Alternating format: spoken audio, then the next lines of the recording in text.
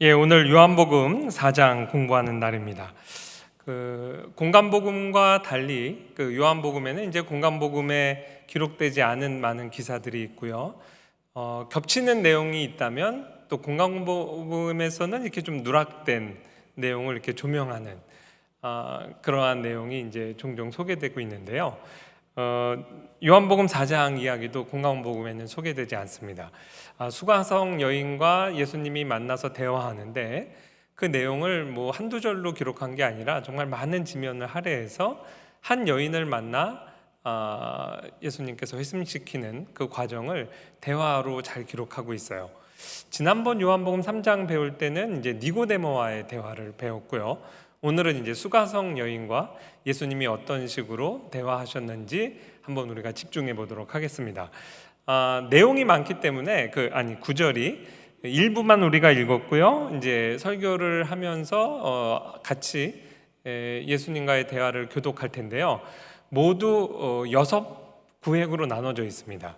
예수님과 사마리아 여인이 그 6번의 오고 가는 대화를 하고 결국 그 끝에서 내가 그라 메시아를 만나는 굉장히 클라이막스죠.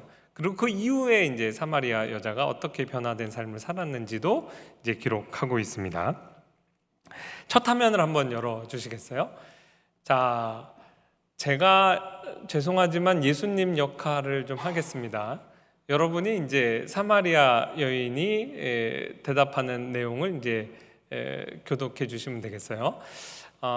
읽지 않은 이제 9절 말씀 여러분이 읽으시면 되고요. 제가 7절 다시 한번 반복합니다. 사마리아 여자 한 사람이 물을 기르러 왔으니 예수께서 물을 좀 달라 하시니.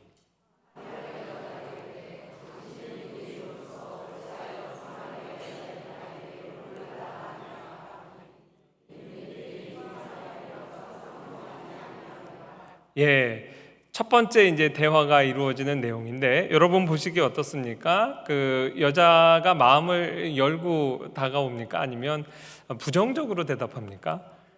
당연히 이제 부정적으로 대답합니다.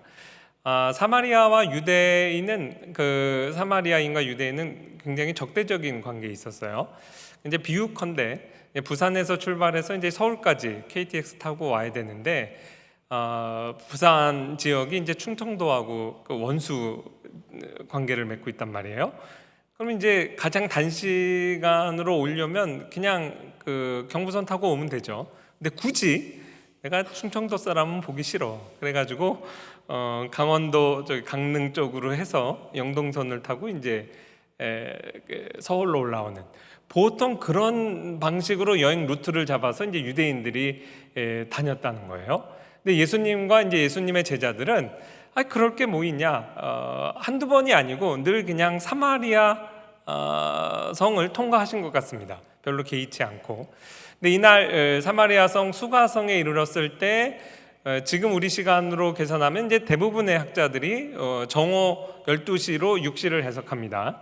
물론 이제 아주 소수 의견으로 로마의 6시를 따랐다 해서 이제 오후 6시 이렇게 해석하는 사람도 없지 않은데 대부분은 유대인의 시간 개념을 따라서 정오로 해석하는 것이 이제 맞겠습니다. 거기에서 이제 우물가에 그 여인을 만난 거예요. 서로 적대 관계인 유대인과 사마리아인 아마 말투로도 금방 드러났던 것 같아요. 사마리아 여자가 당신 유대인인데 왜 우리 사마리아 사람한테 말을 거냐? 또 하나는 당신 남자가 왜 여자인 나에게 이렇게 말을 거냐? 이렇게 해서 오히려 마음 문을 닫는 방식으로 이제 대답을 하고 있죠. 근데 이제 흥미로운 것은 그래도 의문문으로 이제 물어본 거예요. 왜 그렇습니까? 하고 이제 의문문으로 물었으니 예수님이 이제 대답을 하시는 거죠. 그러니까 대화가 적어도 이제 발동은 걸린 겁니다. 예수님은 왜 물을 달라고 요청하셨을까요? 뭐 자연스럽게 목이 마르셨습니다. 목이 말라서 물을 달라 하셨지만 조금 더 깊은 의미에서 보면 예수님께서 이 여자의 목마름을 대변하는 그 차원에서 물을 달라 그러신 거예요. 왜냐하면 다음 대화 주제가 네가 내가 누군지를 알았으면 오히려 목마른 건 너야.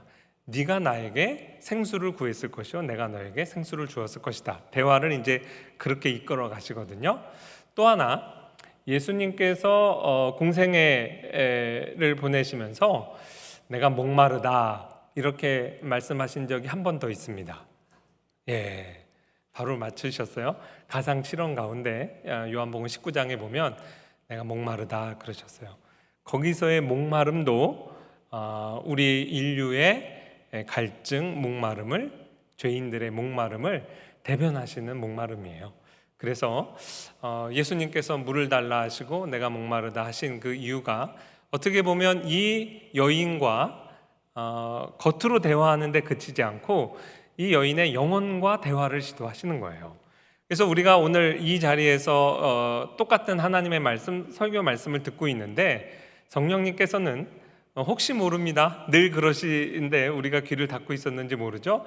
여러분의 영혼과 대화를 시도하시리라 저는 믿습니다. 그래서 좀 이렇게 신비하지만 이중적인 차원의 대화를 우리가 다 놓치지 않았으면 좋겠어요. 두 번째 대화로 한번 옮겨가 보겠습니다. 제가 10절 읽고 여러분이 11절과 12절 읽습니다. 예수께서 대답하여 이르시되 내가 만일 하나님의 선물과 또 내게 물 좀 달라 하는 이가 누구인 줄 알았더라면 내가 그에게 구하였을 것이요 그가 생수를 내게 주었으리라.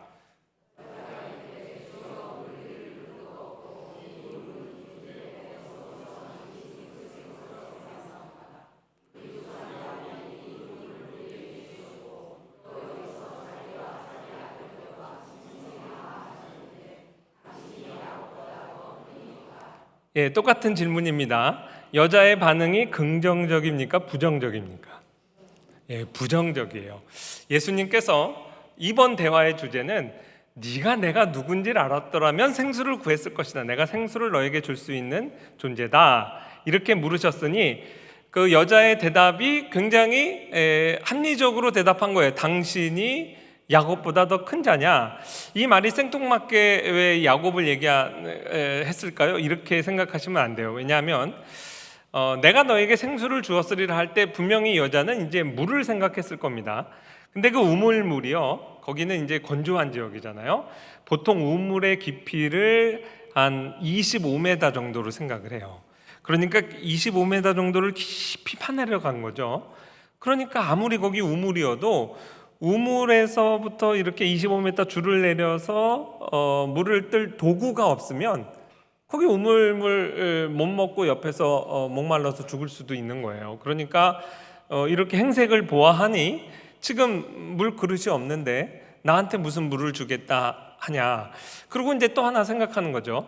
그 우물이라는 것이 그렇게 25m 정도 팔 정도의 그 도구를 동원해서 우물을 하나 마련하는 것은 오늘날로 이야기하면 큰 사업체의 사장들이 하는 일입니다. 그 우물의 그 소유주가 기원을 따지면 우리의 조상 야곱이 판 우물이라 이거죠.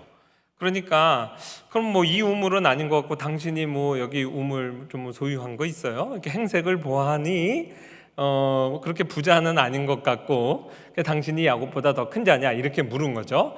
원문에 보면 그 부정의문문이에요. 매수에서 그 부정어를 먼저 얘기해서 설마 당신이 야곱보다 더 크다는 건 아니겠죠? 이렇게 이제 물어보는 겁니다.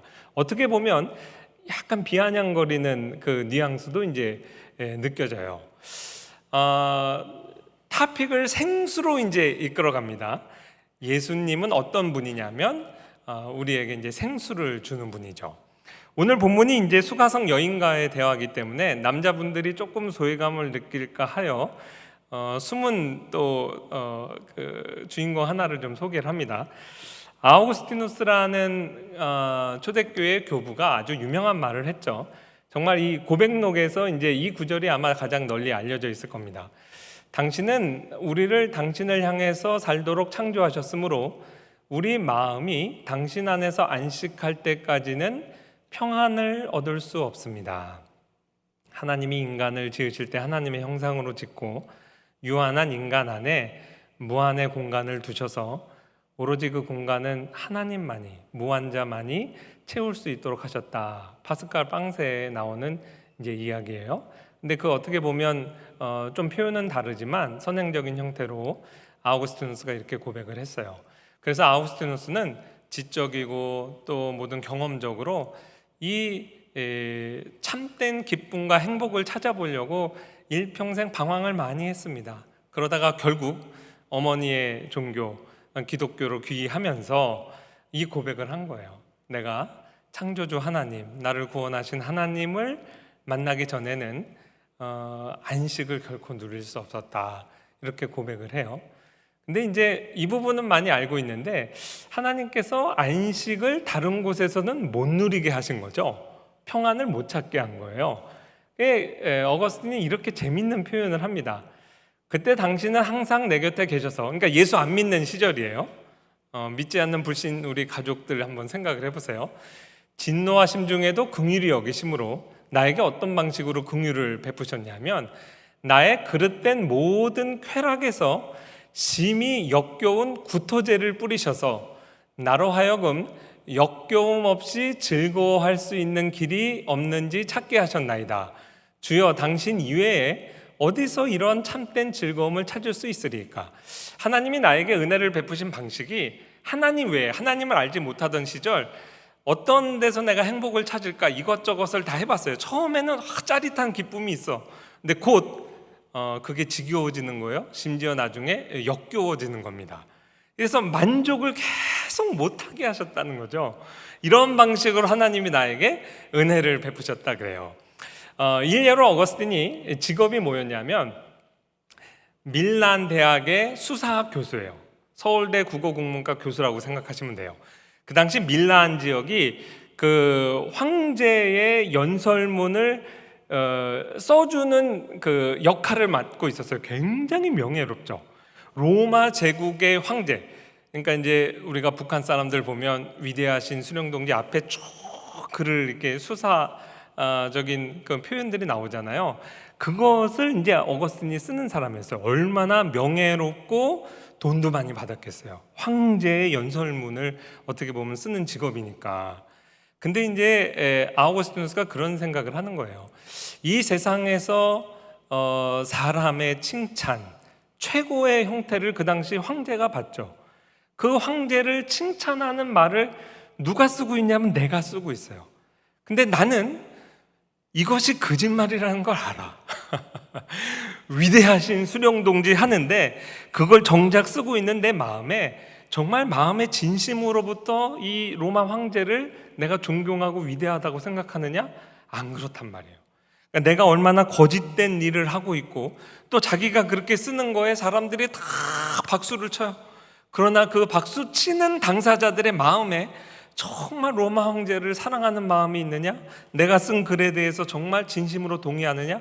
이게 다 얼마나 거짓되다는 걸 아는 거예요. 역겹죠. 이미 하나님 만나기 전에 그러한 어떤 허무주의, 이거를 경험적으로 느끼게 한 거예요. 저도 청년 시절에 이거 읽고 일찍부터 마음을 접었어요. 여러분, 그렇게 세상에 인기 있는 사람 되고 싶어하고 인플루언서가 되고 유튜버에서 뭐 몇만 명이 팔로우하고 다 헛된 겁니다. 어거스틴 선생 만나면 야, 그거 다 헛된 거야. 몇만 팔로우? 나는 임마 수천만이 돼. 그거 내가 쓰는 글인데, 사람의 칭찬이란 게 그렇다는 거예요. 그게 뭐 정말 진심에서부터 우러나오는 그러한 어떤 고백이겠냐고요. 그래서 이제 어거스틴 이 고백록의 제6장에 보면 한 세 가지를 자기가 추구하고 살았대. 이런 명예. 근데 명예의 거짓됨을 알게 됐죠. 그 다음엔 이제 돈, 그 다음에 이제 결혼. 이게 이제 세 가지가 어거스틴에게서 주제였어요. 삶의 주제. 돈과 관련해서는 제가 지금도 잊어버리지가 않는데요. 이제 제가 직장이 수원에 있잖아요. 수원이 뭘로 유명해요? 갈비로 유명해요. 수원에 유명한 갈비집이 있는데 제일 유명한 갈비집에 그때 다른 분은 생각이 안 나고 어쨌든 아버지가 늘 전도하시잖아요.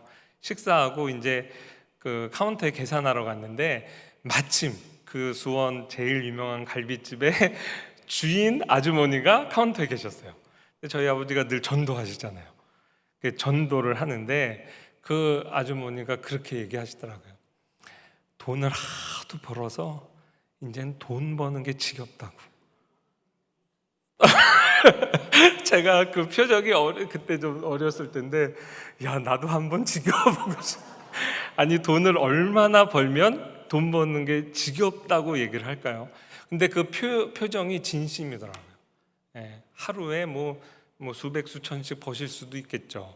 그 이제 아버지가 이렇게 전도하시던 그 장면 얼굴이 기억이 나요. 또 하나 역교음과 관련된, 저랑 같은 방을 쓰던 지금 이제 어느 학교의 교수님 되셨습니다. 그분이 이제 그 학위 이제 마치고 졸업하기 전에 저한테 그런 얘기 하더라고요. 자기 박사 논문을 자기가 진짜 1000번을 읽었을 거래요. 그렇지 않겠어요? 디펜스 통과하려고. 지금은 자기가 쓴 글인데 처음엔 자랑스러웠겠지. 자기가 쓴 이 그 논문을 펼치기만 해도 구토가 너무 많이 읽어서. 지식에 있어서도 그래요. 그러니까 이 세상에 무언가 저기까지 올라가면 나에게 행복을 주겠다, 만족을 주겠다 하는 것들이, 사실 아우구스티누스가 이제 그거 다 해본 겁니다. 자기 나름대로는 뭐 솔로몬도 그렇고. 근데 하나님께서 다 거기다가 구토제를 뿌려놔가지고 다 만족을 이제 못하게 했다. 이 우물가의 여인에게는 이제 우리가 아는 그 과거가 있습니다. 다른 곳에서 인생의 어떤 이성과의 관계에서 만족을 추구했으나 뭐 결혼 생활에서 행복하진 않았던 것 같아요. 이게 이제 오늘의 대표적인 텍스트에 나오는 여자 주인공, 이제 숨어 있는 아우구스티누스 이야기 조금 이따 더 해드릴게요. 세 번째 대화 주제로 갑니다. 제가 이번에는 2절 읽고 여러분이 1절 읽습니다. 예수께서 대답하여 이르시되 이 물을 마시는 자마다 다시 목마르려니와 내가 주는 물을 마시는 자는 영원히 목마르지 아니하리니 내가 주는 물은 그 속에서 영생하도록 솟아나는 샘물이 되리라.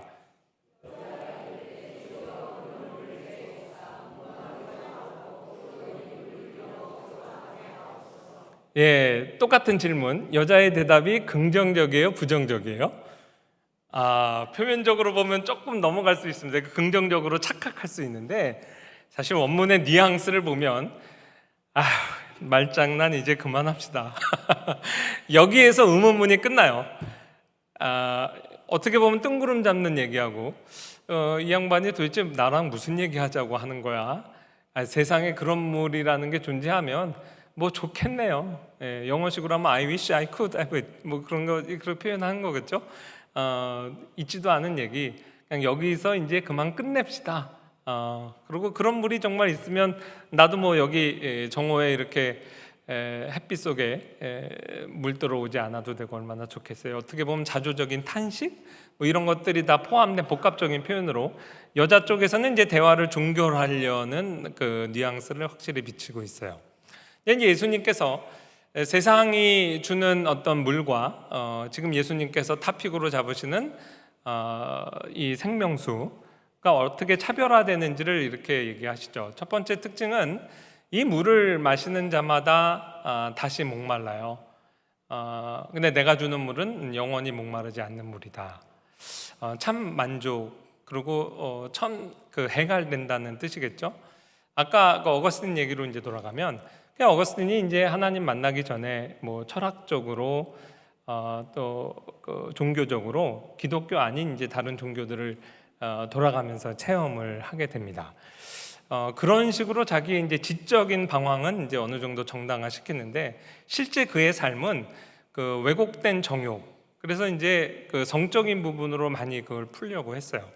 그래서 이제 16살 때부터 15년 이제 결혼하지 않고 동거한 여자가 있거든요. 학자들 중에는 그래도 나름대로는 15년 동안 부부의 이제 도를 지켰다라고 어거스틴을 좀 편들어 주려고 하는 학자들도 있는데, 어거스틴은 자신이 그렇게 얘기 안 해요. 자기가 15년 동안 동거했던 그 여자, 또 그 사이에서 난 아들이 결국 나중에는 이제 회심합니다. 일찍 죽지만. 근데 그 동거녀를 내가 부부의 어떤 예를 갖춰서 이렇게 생각한 게 아니라 자기의 어떻게 보면 배설하려는 정욕의 욕구를 이제 그냥 쏟아내는, 어떻게 보면 성적인 대상으로서 이렇게 생각했다라고 자기가 얘기해요. 그 이후의 행보를 봐도 정말 그래요. 그 신분이 같이 어울리지 않아서 로마법이 자유민은 자유민 신분하고 같이 결혼하게 돼 있었어요. 그러니까 아마 그보다 더 낮은 신분이었던 것 같아요.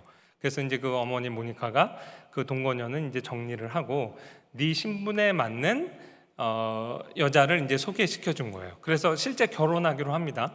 근데 법정인 그 결혼 연령보다 2살이나 어렸어요. 우리식으로 얘기하면 중3은 돼야 되는데 이제 지금 중학교 1학년 여자애라는 거죠. 그러니까 2년 기다릴 수 있잖아요. 이제 정식으로 결혼할 사이인데. 근데 2년의 정욕을 참지를 못해요. 그래서 그 2년 동안 자기의 정욕을 또 만족시키기 위해서 또 다른 여자, 이름 이렇게 드러내진 않았는데 그 여자와 이제 또 동거 생활을 합니다. 그러니까 이제 어거스틴 입장에서는 어떻게 보면 쾌락을 만족시키기 위해서 그러면 좀 행복해질까 하고 확실히 그쪽으로 이제 나갔던 것 같아요. 알레피우스라고 이제 다 지금 지식인들 얘기해요. 우리식으로 얘기하면 다 뭐 사시 통과한 분들, 이런 지식인인데 또 굉장히 왜곡된 어떤 성적인 그런데 탐닉했던 것이죠. 그 친구도 한 명 있었는데 그 사람은 성적인 부분에는 이제 문제가 없었는데 게임 중독에 빠져 있었어요. 요즘 우리 아이들도 게임하는데 요즘 게임하고는 다릅니다. 그 당시는 실제 검투사들이 눈앞에서 피를 튀기며 사람 죽잖아요. 그 모습을 보면서 굉장히 흥분되는 거죠. 그래서 로마의 그 검투사 유명한 경기만 되면 얘는 그냥 미친 듯이 그 원형 경기장에 늘 찾아가는 친구가 있었어요. 둘 다 나중에 같은 시기에 회심합니다. 그래서 하나님 만나고 이런 모든 성 중독이든 게임 중독이든 거기로부터 이렇게 확 벗어나는 체험을 한 거예요. 어거스틴의 고백록, 그 오래된 고전인데 요즘 우리 자녀들에게도 읽혀야 된다니까요.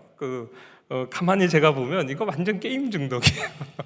그 이야기도 있고 뭐 포르노 중독 이야기도 있고, 하나님 앞에서 진정한 생명수로 예수님과의 만남을 통해서 발견했을 때 그냥 저절로 그곳으로부터 이제 해방되는 체험을 이제 가감없이 이제 그렇게 하고 있죠. 여자가 그리고 또 여자에게 얘기하는 두 번째 차별화된 포인트는 뭐냐면, 이 생명수라는 것은 보통 물하고 네가 얘기하는 물하고 차원이 달라서 우리 마음속 안에, 우리 내면적으로 하나님이 창조해 내시기 때문에 네가 여기 이렇게 우물로 매번 수고스럽게 와서 기르러 오지 않아도 된다. 그렇게 이제 또 말씀을 하신 거죠. 여자 입장에서는 정말 그렇게 나의 어떤 인생의 문제에, 영혼의 갈증을 해결시켜주는 그런 정말 생명수가 있다면 얼마나 좋겠어요. 근데 뜬구름 잡는 얘기를 하는 것 같고 해서 대화를 종결하려고 이제 했던 것이죠.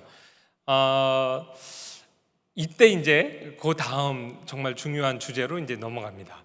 예수님께서 이것이 이제 예수님과 6개 오고 간 대화 중에 한 터닝 포인트가 되는데요. 제가 16절 읽고 여러분이 17절, 다시 제가 17, 18절 읽고 여러분이 19절 읽어보도록 하겠습니다. 이르시되 가서 내 남편을 불러오라. 예수께서 이르시되 내가 남편이 없다 하는 말이 옳도다. 너에게 남편 5이 있었고 지금 있는 자도 내 남편이 아니니 내 말이 참되도다.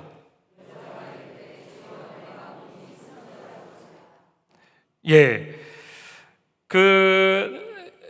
여자 이제 입장에서 이젠 그만하죠 하고 어떻게 보면 이제 돌아가려고 하는 순간에 예수님께서 이르시되 가서 내 남편을 불러오라.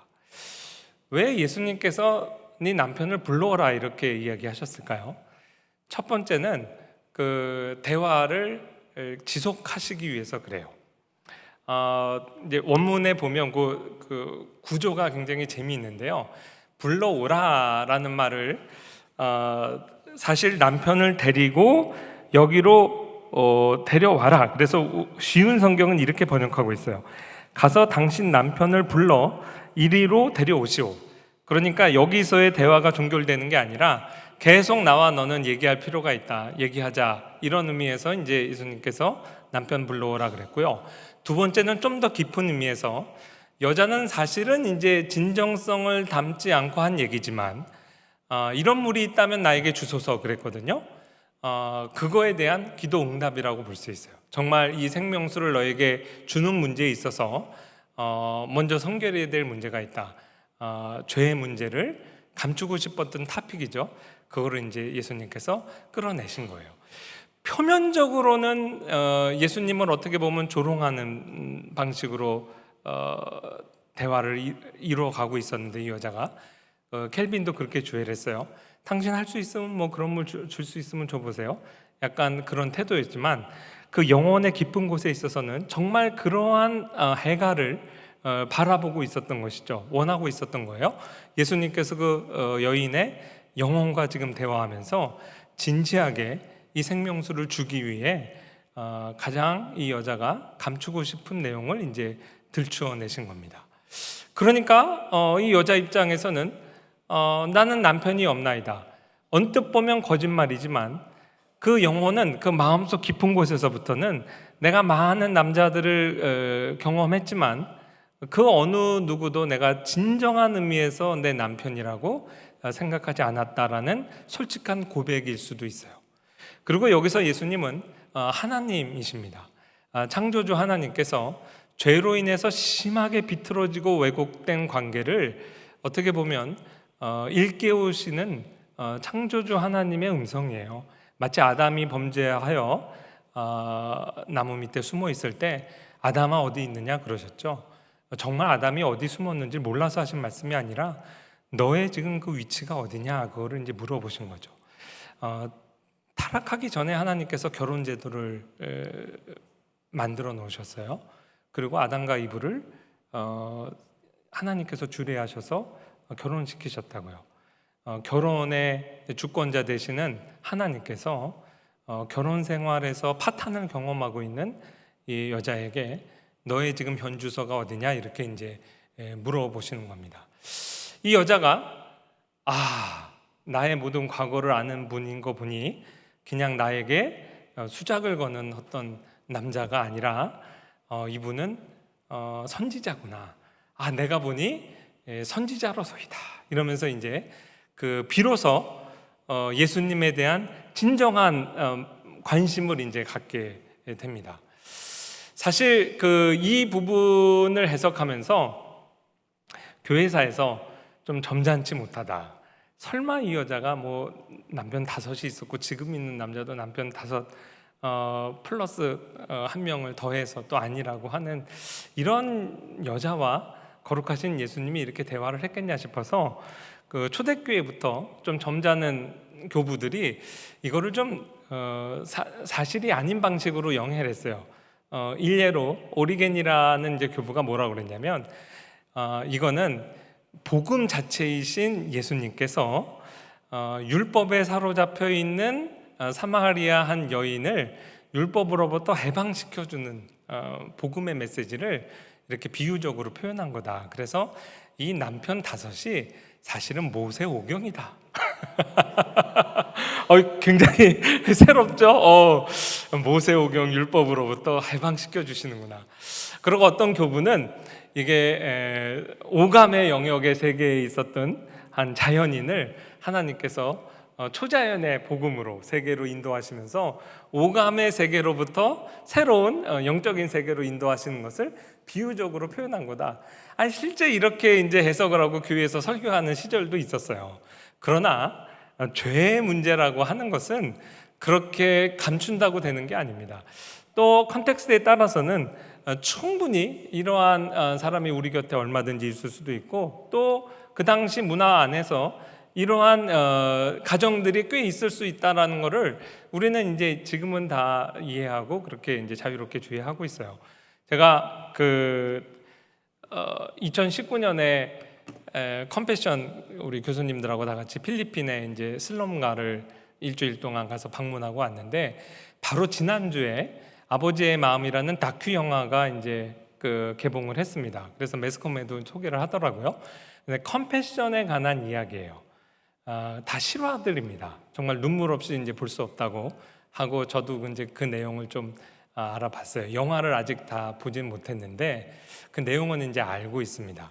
그런데 이 컴패션의 그 대표 되시는 목사님이 이제 우리 교수님들 다 인솔하면서 자기가 이 컴패션 사역을 하면서 오늘 우리가 읽는 이 본문을 다시 읽게 됐다, 이런 이제 말씀을 했어요.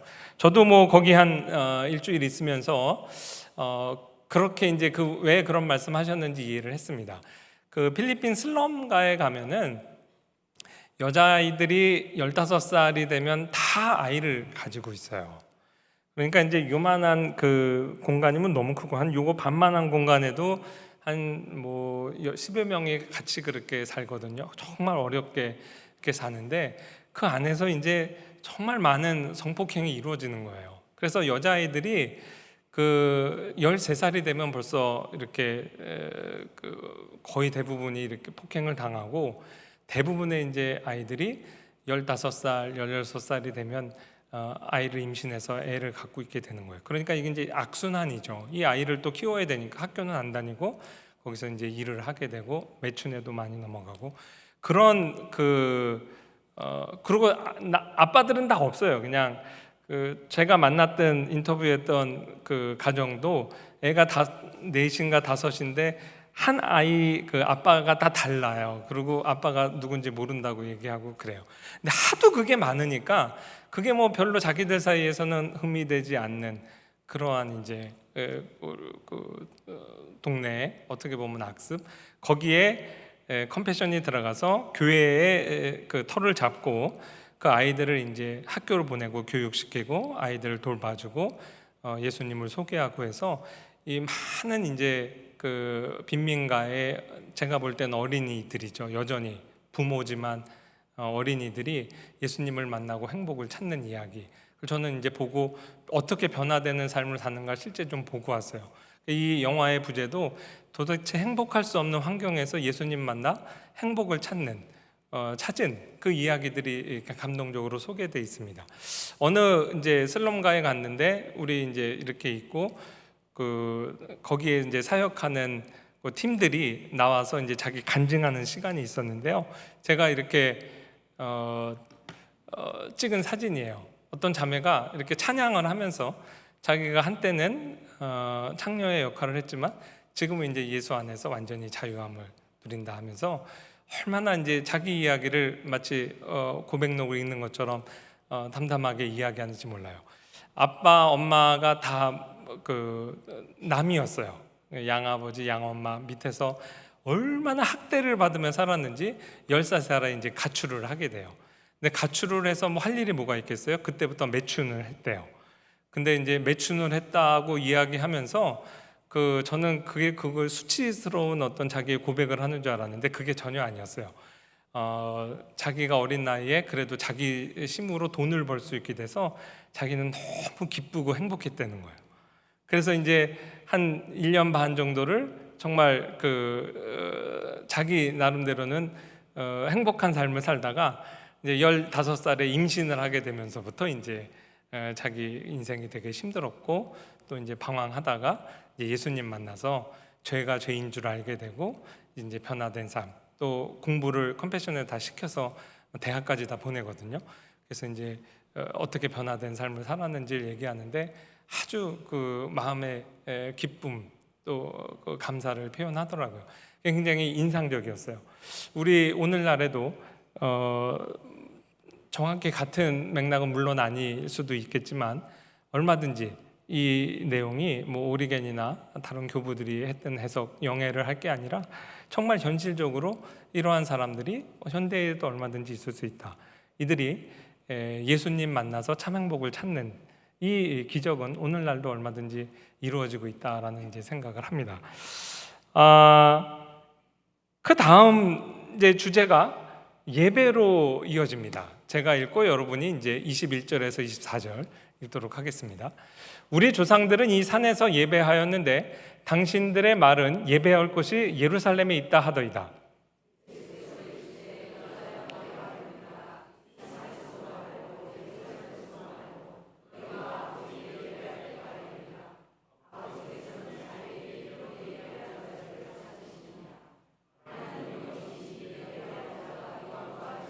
예, 마지막 구절이 굉장히 유명한 말씀, 여기서 이제 나온 말씀입니다.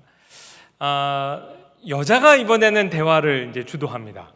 아, 당신 선지자군요. 알고 보니 당신 목사님이시네요. 아, 당신들 말은 예루살렘에서만 예배되고 우리 사마리아 사람들은 그리심산에서 예배된다고 그러는데 누구 말이 맞는 거예요? 근데 이 화제를 전환하는 것이 과연 정당한 화제 전환이냐 아니면 뭐 도피성이냐, 자기 과거를 들켰기 때문에 그걸 덮으려고 다른 데 화제를 돌리는 거냐, 자연스러운 화제 전환으로 보는 게 맞다고 봅니다. 왜냐하면 이 당시에 정말 큰 화두였어요. 이 예루살렘에서 예배드리는 게 맞냐, 그리심산에서 믿는 예배드려야 되느냐를 두고 이 사마리아와 유대인들이 정말 전쟁을 하듯이 서로 싸우고 있었거든요. 그러니까 이거 사실 궁금한 거죠. 물론 여자 입장에서 뭐 신앙생활 제대로 그동안 했겠습니까? 어떻게 보면 교회 내가 안 나간 이유가, 아니 글쎄 뭐 교회가 그렇게 뒷다 싸우잖아요. 서로 자기가 옳다고 그러는데 어느 교회 가요? 오늘 어떻게 보면 전도 현장에서 듣는 이야기이기도 하죠. 자기의 그 신앙생활에 게을렀던 것을 정당화시키는 자기 변명의 차원에서 이 얘기를 꺼냈을 수도 있어요. 그러나 굉장히 예배라는 주제로 옮겨간 것은 굉장히 의미 있는 이제 질문입니다. 예수님이 뭐라고 대답하셨을까? 이 산에서도 말고 저 산에서도 말라. 하나님은 영이시잖아. 장소에 구애받는 분이 아니고 정말 새로운 예배하는 시대가 이른 메시아의 시대를 얘기하는 거죠. 그 메시아의 시대에 정말 우리가 영과 진리로 하나님을 예배하는 그 시대가 온다. 그거를 이제 예수님께서 말씀하신 거예요. 여섯 번째 마지막 주제입니다. 제가 예수님 하기로 했죠? 여러분이 이번엔 25절 읽어주시기 바랍니다. 시작.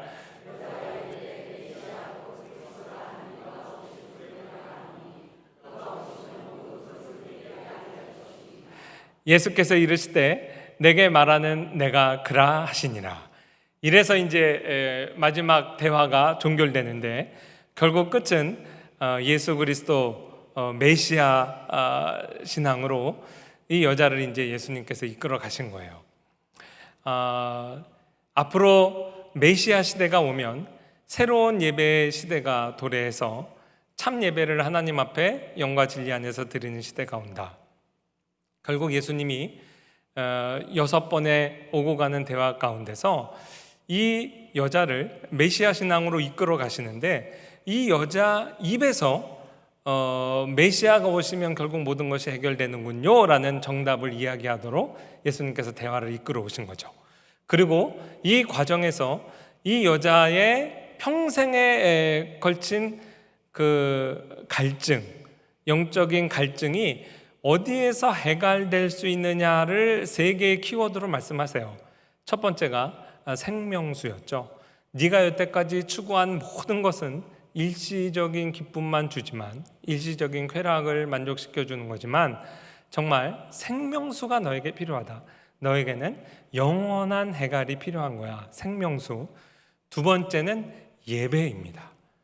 우리의 영혼이 하나님 앞에 예배드리지 않을 때 우리의 영혼이 굶어 죽게 돼 있어요. 겉으로는 잘 먹고 잘 사는 것 같지만 영혼이 영양실조 걸려서 죽게 돼 있습니다. 우리의 영혼은 하나님의 진리 말씀을 먹고 살게 돼 있거든요. 이 여자에게 예배, 참 예배를 회복시켜 주시는 그것이 이제 너의 모든 문제를 해결할 수 있는 이제 근본 문제가 된다. 근본 해결책이 된다. 이 참 예배의 시대를 여는 분이 누구냐? 그게 메시아다. 그 세 번째가 메시아죠. 너에게 필요한 것은 메시아다. 결국 이 3개의 키워드, 영원한 생명수 자신이 되시는 예수님, 그 다음에 새로운 예배의 시대를 여시는 주인공 예수님, 그리고 네가 얘기한 그 그리스도 메시아가 바로 나다. 그러니까 예수님이 정답이다라는 것을 이 6번의 대화 주제를 통해서 예수님께서 이제 이끌어 가신 겁니다. 적용을 3가지 차원에서 하고 마칠 텐데요.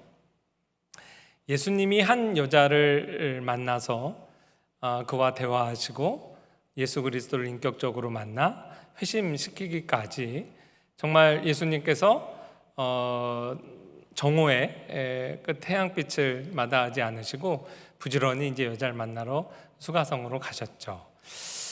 근데 이제 이 그 내용 가운데서 우리가 한 세 가지 정도 생각해 볼 수 있는데요. 첫 번째는 복음이라는 것은 자연스러움을 회복시키는 것이다. 초자연적인 복음이잖아요. 초자연적인 복음을 만나면 우리는 자연스러움을 회복하게 돼요. 참 신기합니다. 얼마나 부자연스러웠어요, 유대인들이. 죄의 결과로 사마리아와 대적하는 그 관계 속에서 얼마나 불편해요. 부산에서 KTX 타고 서울 오면 될 것을, 그것을 강원도를 통해서 이렇게 삥 돌아오는 부자연스러움을 복음 안에서는 예수님은 개의치 않고 그냥 자연스럽게 행동하신 거예요. 한국에 있을 땐 제가 좀 몰랐는데요.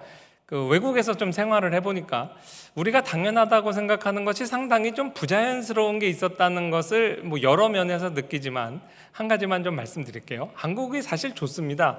작년에도 제가 총장님 모시고 유럽 출장 갔는데 잠시도 가방을 이렇게 끈으로 묶고 있었고요. 차에 잠깐 내릴 때도 트렁크에다 넣고 있어요. 하도 도둑 놈들이 많아가지고 그거에 비하면 우리나라 얼마나 안전하고 좋은지 몰라요. 좋은 것도 많지만 좀 부자연스러운 게 있어요.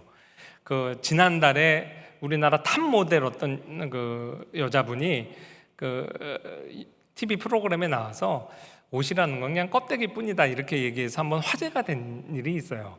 이제 제가 얘기하면 누군지 금방 아실 분인데, 근데 그 모델분이 2019년에도 한번 연예 방송에 나와서 이 모델이라는 일이 그냥 껍데기 일이잖아요. 그냥 가벼운 방송이었는데 자기의 모델 인생을 돌아보면서 모델이라는 건 껍데기다 이렇게 얘기해서 거기 방송에 같이 있었던 박나래 씨, 화사 씨 다 울고 그래가지고 그게 그 다음날 YTN 뉴스에 보도된 적이 있어요.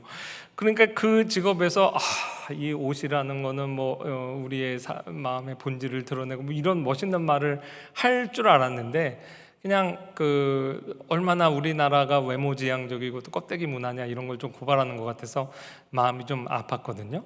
제가 이제 미국에 교환학생으로 대학교 때 이제 갔을 때 제 학생증에 좀 문제가 생겨서 제가 이틀을 굶은 적이 있어요. 이렇게 카페테리아 갔는데 삐 울리고 하루 지나면 등록이 되겠지? 그 다음날 갔는데도 이 먹는 문제가 생기니까 정말 이 분노가 치밀어서 내가 짧은 영어로라도 이건 한번 내가 뒤집어놔야 되겠다고 씩씩거리면서 20분을 걸어서 대학 본부로 가가지고 그걸 따지러 간 거예요. 레이시즘이냐, 왜 내 것만 안 되냐. 근데 이제 그걸 담당하는 분이 뜻밖의 등치가 엄청 큰 할머니셨어요. 난 학교 직원은 굉장히 날씬하고 젊은 사람일 줄 알았는데 그 할머니가 그래 네가 그래서 밥을 못 먹었냐 그러더니 제 얼굴을 막 비비고 이걸 어쩌나. 근데 이제 제가 마음이 이렇게 녹아내리더라고요. 학교 직원이 이렇게 연세가 많은 분도 하는구나. 이제 아편교회에서 사역 이제 마무리하고 유학을 갔잖아요. 유학을 간 거기에 이제 우리 성진이가 다닌 프리스쿨 학교 내에 있는 유치원이었어요. 근데 우리 성진이를 담당한 선생님이 캐피라는 선생님인데 연세가 80이셨어요. 어떻게 제가 사진 그래서 가져왔어요. 캐피 선생님 저희 집에 신방 왔습니다. 근데 우리나라는 프리스쿨 가면은 정말 젊은 예쁜 여자 선생님들이 거의 대부분이잖아요. 근데 여기가 그래도 학교 안에 있는 프리스쿨이기 때문에 여기에 있는 수많은 아이들의 부모들이 다 예일대 학생들이에요. 그러니까 스카이캐슬 같은 데 나오는 가족일 텐데 여기 캐티 80살 먹으신 할머니, 그 다음에 또 다른 린다 선생님도 굉장히 연세가 많고.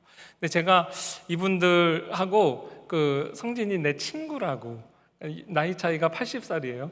근데 서로 친구가 될 수 있는 문화, 이것도 좀 새롭긴 했어요. 제가 박사 논문 통과하기 전에 종합시험이라는 걸 보는데 460권 책을 제 분야가 아닌 책까지 포함해서 6개월에 걸쳐 시험 보거든요. 근데 이제 신학교니까 감독도 없고 저 혼자 하루에 이제 4시간씩 앉아서 필기고사를 봐요. 6개월 시험이 다 마치는 날 거기 직원분이, 거기 이나드모라고 할머니인데 저한테 오셔서 마지막 시험 기도해주고 너 그동안 수고했다 그러고 저를 꼭 안아주시더라고요. 저희 합신에도 직원분은 젊은 여자분이거든요. 근데 이제 연세가 많은 분들이 이렇게 그 직업전선에서 활동하는 게 굉장히 자연스러워 보이더라고요. 그렇게 한 10년 살다가 한국에 오니까 한국은 좀 지나치게 아까 그 모델분이 얘기한 것처럼 껍데기 문화다. 그런 게 좀 오히려 낯설게 느껴졌어요. 그래서 저도 그래요. 늘 스트레스가 뭔지 아세요? 이 살 빼야 되는데 너무 이제 외모 이거에 거의 중독이 되다시피 하는 거 아닌가? 너무 좀 지나치다, 좀 부자연스럽다 이런 생각을 좀 했고요. 두 번째는 나의 고백이라는 거죠. 이 여자가 와서 보라, 나의 모든 부끄러운 과거를 다 마친 이분이 그리스도가 아니냐. 숨지 않고 오히려 자기의 과거를 드러내며 예수님을 전도하는 삶에서 증언하는 모습을 보이고 있어요. 객관적으로 기독교를 어떻게 변증할 것인가로 접근하는 게 아니라 그냥 나에게 일어난 일을 고백하는 것이 사실은 제일 능력 있는 전도의 도구가 됩니다. 그러니까 어거스틴도 그 사람이 위대한 변증가기도 했는데 철학적 변증으로 기독교 변증하기보다 자기의 삶에서 만난 예수 그리스도를 참회록을 통해 고백할 때 정말 많은 사람들에게 지금까지도 이렇게 증인으로서의 역할을 하고 있거든요. 마지막 세 번째는요, 대화를 끊지 않으시는 주님. 저 머그컵에 뭐라고 돼 있냐면 The answer is Jesus. What was the question? 이렇게 물어보거든요. 사실 우리는 정답을 이미 알죠. 그래서 유명한 어떤 신학자의 신학을 이렇게 재밌게 해학적으로 표현한 거예요. 정답은 그리스도예요. 근데 질문 뭐 하러 오셨어요? 이렇게 물어보는. 이것도 사실 되게 중요합니다. 저도 뭐 학생들 많이 면담하지만 항상 정답은 있어요. 정답은 예수님이에요. 그러나 과정도 예수님이 정말 진지하게 들어주시고 대화를 이끌어 가십니다. 이 여자가 처음에는 유대인 남자로 알았어요. 그 다음에 야곱보다 큰인가? 그것도 퀘스천 마크. 그 다음엔 선지자. 그 다음에 당신이 메시아군요. 그 과정을 허락하신 예수님이에요. 그래서 우리 가운데 아직 메시아를 만나지 못한 분도 끊임없이 예수님과 대화를 끊으면 안 돼요. 대화를 이루어 가셔야 되고 그 예수님을 메시아로 고백하기까지 계속 교회에 나오셔야 됩니다. 지난 주간에 또 있었던 저희 집안에 돌잔치가 있어서 저희 조카, 저도 어쨌든 그 조카가 결혼해서 아기를 낳아서 할아버지가 됐어요. 근데 그 돌잔치 가면서 우리 성진 엄마는 말렸는데 돌잔치에 안 어울린다고. 그래도 제가 저 책을 선물했어요. 너무 자극적이잖아요. 기도하지 않으면 죽는다. 여러분, 아기 태어났고 끝납니까? 이 아이가 자랄 환경을 생각하면 자연 환경이든 정치, 경제, 군사, 교육 모든 면에서 어떻게 기도하지 않을 수가 있어요. 그래서 우리가 이만큼까지 오기까지 우리의 부모님들, 할머니, 할아버지 늘 기도하는 이미지였는데 우리의 자녀들이 부모를 생각할 때 정말 기도로 날 키우셨다 이런 말을 들어야 되지 않겠습니까? 그래서 좀 안 어울린다고 하지만 기도하지 않으면 죽는다. 살고 싶으면 기도하라. 이렇게 책을 제가 줬습니다. 여러분, 사실은 대화를 끊지 않으신 분은 예수님이에요. 대화를 여자가 끊으려고 하니까 남편 불러와라 하면서 끝까지 대화를 이끌어 가시죠. 그러나 그 예수님, 그 하나님께서 대화하길 원하신 하나님께서 우리한테 또 기도하라 이렇게 명령하세요. 마치 우리가 기도의 끈을 놓으면 금방 모든 것이 끝나는 것처럼 그렇게 아주 명령을 하신다고요. 그래서 여러분, 이번 한 주간도 주님과 대화하는 것을 절대 놓지 마시고 주님이 우리에게, 우리 영혼에 계속 말을 걸어오실 때 우리가 계속 응답하는 우리 신자가 되면 참 좋겠습니다. 내가 믿음이 주님은 나의 주님입니다라는 고백이 아직 안 와도 괜찮아요. 뭐 추가성 여인 예수님께서 허락하셨어요. 그러나 계속 예수님께 질문하세요. 성경이 도대체 맞는 거예요? 괜찮습니다. 그 질문하는 한, 하나님 앞에 계속 나오는 한, 잘 안 들려도 설교 계속 듣고 있는 한, 예배에 참여하는 한 희망이 있어요. 우리와 끝까지 대화하셔서 결국 내가 그라하는 예수님의 음성을 듣고 우리 영혼이 반응할 때 믿음으로 반응하는 그 순간이 분명히 있을 겁니다. 우리의 가족들, 친구들 포기하지 않고 계속 주님과 대화하도록 우리가 증인의 삶을 또 계속 사는 한 주 되기를 주님의 이름으로 축원합니다.